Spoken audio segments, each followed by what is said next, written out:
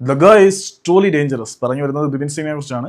കേരള ബ്ലാസ്റ്റേഴ്സിലേക്ക് ബിപിൻ സിംഗ് വരാനുള്ള സാധ്യതകൾ വളരെ കൂടുതലാണെന്ന് പ്രമുഖ ജേർണലിസ്റ്റ് ആയിട്ടുള്ള ഷിബിജിത്ത് സർക്കാർ അറിയിച്ചിട്ടുണ്ട്. അതുകൂടാതെ നിരവധി ഇന്ത്യൻ മാധ്യമങ്ങൾ കേരള ബ്ലാസ്റ്റേഴ്സിനെയും ബിപിൻ സിംഗിനെയും തമ്മിൽ ബന്ധപ്പെടുത്തി റൂമറുകൾ വിടാൻ തുടങ്ങിയിട്ടുണ്ട്. നേരത്തെ ഇത്തരത്തിലൊരു വാർത്ത ഉയർന്നു വന്നിട്ട് എവിടെയോ നിശ്ചലമായി പോയിട്ടുള്ള ഒരു റൂമറായിരുന്നു. വീണ്ടും ബിപിൻ സിംഗിനെ കേരള ബ്ലാസ്റ്റേഴ്സുമായിട്ട് ബന്ധപ്പെടുത്തിയ ഒരു റൂമർ പ്രചരിക്കുന്നുണ്ട് എന്നുള്ളത് സന്തോഷം നൽകുന്ന ഘടകം തന്നെയാണ്. ഇന്ത്യയിലെ ഏറ്റവും അപകടകാരിയായിട്ടുള്ള വിന്നേഴ്സിൽ ഒരാളാണ് ബിപിൻ സിംഗ്.